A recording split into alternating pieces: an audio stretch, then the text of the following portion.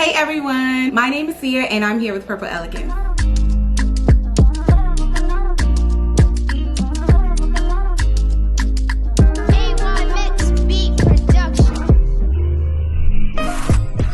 Alright everyone, today we're going to be talking about a very controversial topic, and that's the topic of forgiveness. Forgiveness, y'all. Like, quick story. Growing up, I was the type of young lady who didn't necessarily believe in forgiving. I just believed in keeping my distance if you offended me. Not speaking. I believed in not letting your energy rub off on me. So if I knew I had a problem with you, or if we had beef, we would not be talking. You would know, you would be fully aware that I had a problem with you. I just didn't associate myself with people I had a problem with. And I became full of resentment. I was just someone, in short, I was just someone who had an issue with you and you would know I have an issue with you. There was no being cordial in my book. Either I liked you or I didn't. Case closed. But as I got older, I began to see that my behavior was honestly stemmed from pride and arrogance. And I realized, like, if I have an issue with you, I don't necessarily have to talk to you. We don't have to exchange numbers. I don't have to mess with you. We don't have to have nothing going on. But that doesn't mean that I can't forgive you. Now, over the years, I have learned to forgive people who weren't even sorry in the first place. Like, do you know how much strength that takes to forgive someone who's not even sorry, or to forgive someone who never even said they are sorry? They act as if it doesn't matter, like you don't exist. It takes a lot of strength. It does. But here's what happens though. When you do forgive that person, they no longer hold power over you. Forgiving someone is a sense of relief.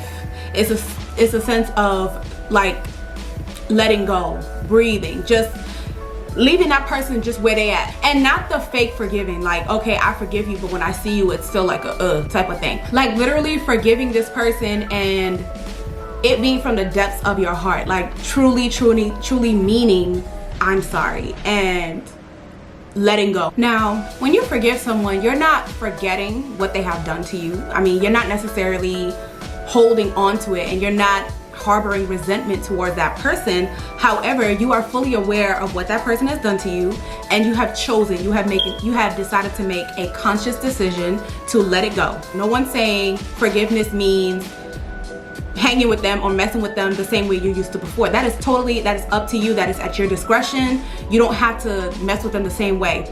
But it's like for inner peace, like for you. You're not forgiving that person for them, you're forgiving it for you. And once I came to realize that forgiving someone releases any power that they had over me, I began forgiving more easily. I'm not perfect though. Like, there are times it's hard for me to forgive. When someone really offends you, especially someone that was really close to you, they do something to you, I don't know, they hurt you in one way or another, it can be very hard. It can be very hard to forgive. And as a Christian, you know, we're taught to forgive easily because that's how Jesus did. He was someone that forgave easily. Lord, I don't know how he did it. I'm still trying to get like him. I'm still trying to move like him. But when we learn to extend mercy towards others who don't even deserve it, and we move like God, who extends mercy to us on a daily, for those of us who don't even deserve it. Maybe you're perfect, I don't know, but I'm not. I need mercy and forgiveness every single day. When we extend that mercy to others, one, it shows a sign of growth. It shows that you are no longer a child. You're not going to harbor onto resentment and ill feelings towards any person. So that is one characteristic of forgiveness. Another characteristic is you are allowing blessings to overflow your mind. So imagine we are like a toilet. That is a horrible analogy, but imagine we are a toilet, like the toilet in your bathroom, right? And imagine either it gets clogged with tissue or something got in there somehow, some way, and it's not allowing the water to flush like it's supposed to. It's just clogging it up, and like the more you try to flush or the more you use a plunger, sometimes it doesn't work, and it's just getting backed up and it's getting worse. And sometimes you leave it in there, maybe you're waiting for someone to come and unclog it for you, or you're waiting for a plumber, and it's a smell, it's a stench, it's just a horrible feeling, right? It's the same way. It's the same way forgiveness is. You are a toilet, and you are, I'm sorry, I'm not gonna say you are a toilet, like that's just a horrible thing, but I'm just saying it's as if we're like a container, right? And you not forgiving, that resentment, that ill feeling, that anger, that malice, all of that is like the tissue and the things getting clogged up in your toilet. It is preventing you from receiving your blessings, the fresh water that's supposed to flush all of that nonsense down. It is stopping you from receiving that. So what tends to happen now, it's a smell, it's a stench, it's negativity. Just you become what you're going through. One thing that really helped me in being a forgiving person, or at least making efforts to forgive more, is praying. I literally began to pray to God more, to become someone who would forgive easily, because I don't want resentment to block my blessings. I don't want nothing that God has for me to be stopped or prolonged.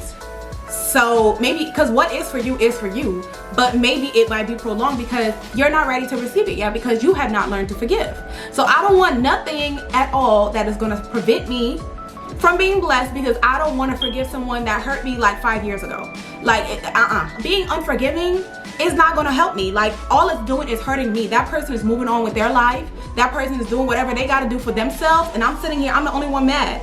I'm the only one thinking about it. Like, come on, I'm not, no. And another thing is, like, when you forgive people, like, you create a sense of joy. Like, you become aware of a lot, and you just learn to let it go. Like y'all, I've even had coworkers that I fell out with for things that they've done, and I'm just like, you know what, you doing that to me, you hurting me like that, it's a you thing. It's a reflection of you. Forgiveness is a process, guys. It's really a process. It's like going to the gym, like trying to lose weight. You don't just go one time and boom, you lose weight, right? It's like you got to keep going and keep going. You got to keep practicing. How do you forgive? Practice. People do things to you, little things, let it go.